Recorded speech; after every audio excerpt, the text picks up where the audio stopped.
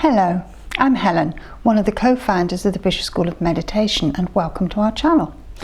At the school, we train people to become professional meditation teachers with our externally accredited course, and we're also passionate about all things to do with meditation, health and well-being. So in the last, I've done a little series of vlogs and we've looked at how to set up a meditation practice for a beginner. Looking at how thoughts come and how thoughts go, where to meditate and how long to meditate. So today I thought we'd just concentrate on where can I meditate, where should I meditate. Actually you can meditate anywhere, but I think if you want to start up a regular practice of meditation, it's a good idea to have a designated zone, as it were, in your home if that's possible. And I know in your home it may not be very big and it's crowded, you've got a family or lots of people coming and going, but try and find a corner somewhere where that is your meditation space. It might be in your bedroom, and in fact a lot of people do meditate in the bedroom. You close that door, peace and quiet.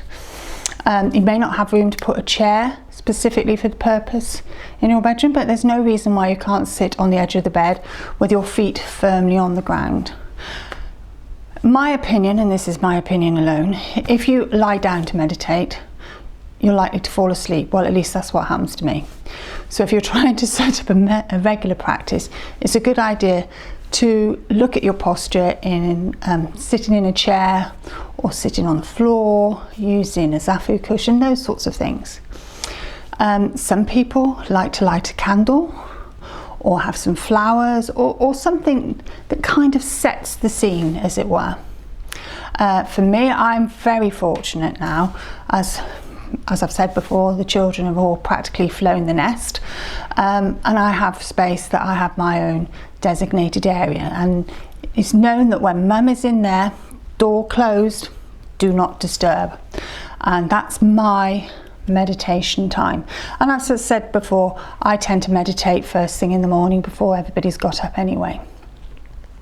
So if you can, try and find that sort of space, but if that's not possible, just say to people, I am going to meditate in this wherever, and this is my, can you not disturb me please for 5 minutes, 10 minutes or whatever. And somebody once said, well, I have no quiet space to meditate. The only place I can meditate is in the bathroom. Well, that's fine. Just close the bathroom door. At least you know you're going to be on your own there, and that's where you meditate. So have a think about, look about your home and see where would be a convenient place to meditate. But of course you don't have to meditate in your house. You can go in the garden, in the park, find a park bench and just sit quietly. And I've got a couple of stories to share with you about different places to meditate. Well, Mary and I were travelling home from, what was an exhausting training course, but anyway, all to do with setting up the school, from Taunton. And we were on the train and our brains were completely bamboozled.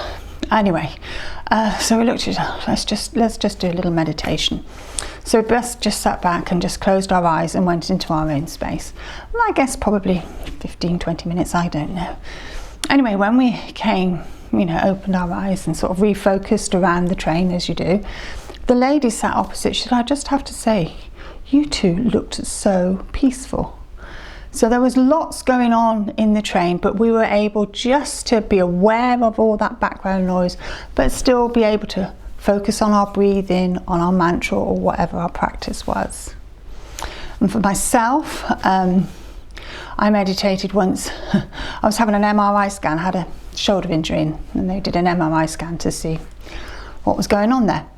And I don't know if you've ever had an MRI scan, but you go into like this long tubey jobby thingy, and I'm not great with enclosed spaces, and I made the mistake of opening my eyes, and of course it is quite close to you. I thought, oh, come on Helen, we can meditate. So I closed my eyes and meditated actually on the clunking noises that the MRI scanner makes. They are very noisy, and I just focused on that noise and did a meditation. Anyway, when they brought me out of the MRI scanner, the radiographer you are one of the most relaxed people we've ever had in the scanner. And I thought, well, that's amazing. If you knew what I felt like when I opened my eyes. But my meditation helped me just go into my quiet space. And in fact, in Mary's book, let's get it up the right way, on meditation, the stress solution, which, as I said before, is available on that rather large online bookseller, one of her pupils does talk about how she had a real fear of dentists, and when she was in the dentist chair, she went in did a meditation, and this helped her enormously. But of course, you don't have to be in a stressful situation to feel that you need to do some meditation, and it's a good idea to try and bring it in regularly during your day. So, as I think I've said before, just 3 or 4 breaths just to focus yourself is sometimes all that it needs. So if you're at your desk, or you've just done a drive and, I don't know, somebody's cut you up or whatever, when your car is parked, obviously, just take a slow inward breath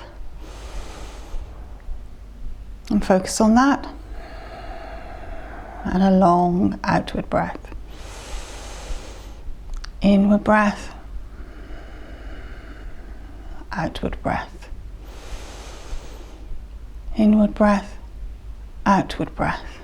And that's sometimes all that it needs, just to bring you back into your center so that you're not as distracted as you were.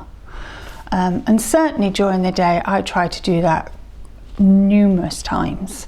As I say, when I park my car, finished a journey, oftentimes if I go into a meeting or if I'm meeting someone new, I will just, and it really, really does help. And these are all forms of meditation that help back up your practice that you're endeavouring to do on a daily basis. Now, one of the things I haven't mentioned that can help you set up a practice is if you keep a journal. And in fact, it's one of the things that we do ask our students to do throughout the course, is to keep a meditation journal. And it's really interesting when you look back at how far your practice has changed and the flexibility within that practice and where you meditated. So that's a really good idea if you're into journaling before you go to bed at night. And people find that to be really, really, really useful. So also, as I've said before, we obviously have a register of trained meditation teachers, and if you go onto our site and click on find a BSM teacher, then hopefully you will find a teacher near to you. So I hope you found these few little chats about how to set a meditation practice helpful.